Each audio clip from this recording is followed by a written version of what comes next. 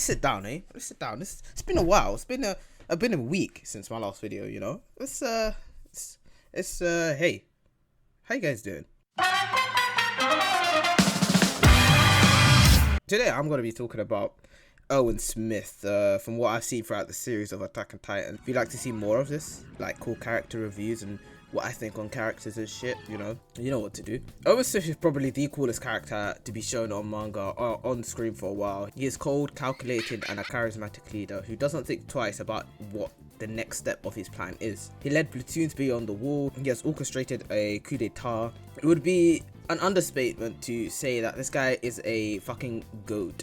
Bah. I think I realized he was a goat from when Annie's arm came flying towards him. He didn't say, he was just like, it is what it is. And then when Reiner climbed on the wall and looked at him and he was like, yeah, you want some of this? Nope, fuck that. This guy is so cold that when he was going to be executed, he knew everything was going to plan. This is why I love him. He's just so cool, man. Someone give this man an Oscar. So when he was a child, his dad taught him the history about the war and the world and everything and the characters that lived in it. It seemed strange to him, so he asked a question.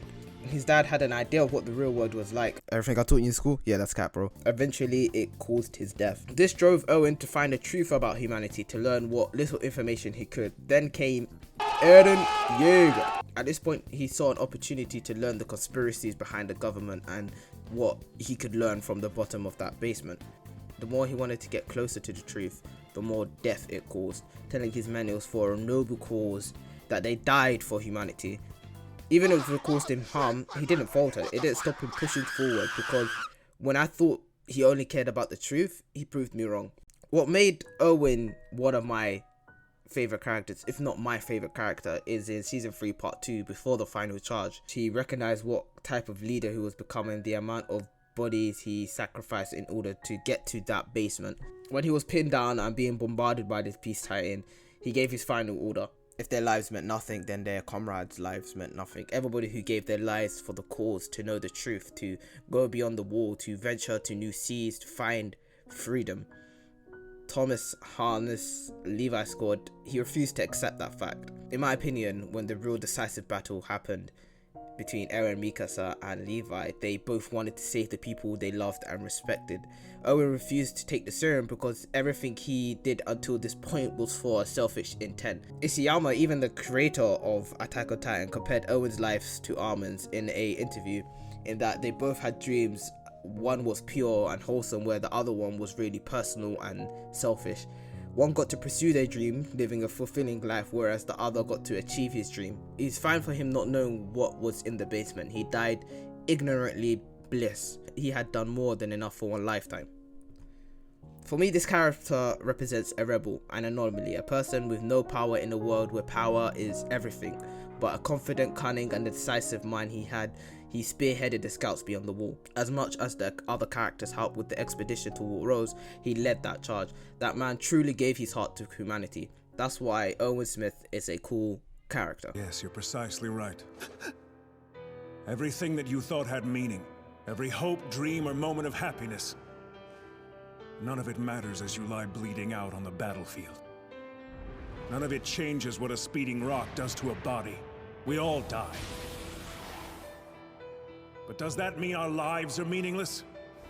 Does that mean that there was no point in our being born? Would you say that of our slain comrades? What about their lives? Were they meaningless?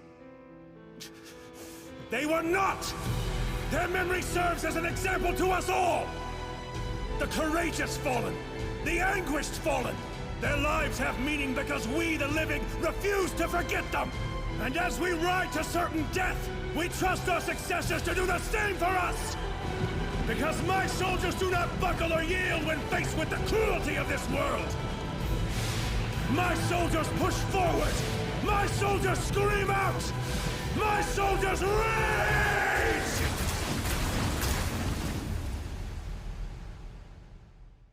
Yeah, boom. This probably be a short video, but I really wanted to talk about why Erwin Smith is probably one of the coolest characters in anime ever. And damn, Isayama is an incredible writer.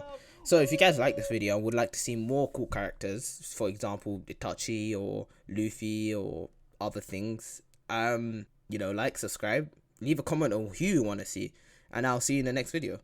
So peace out, guys.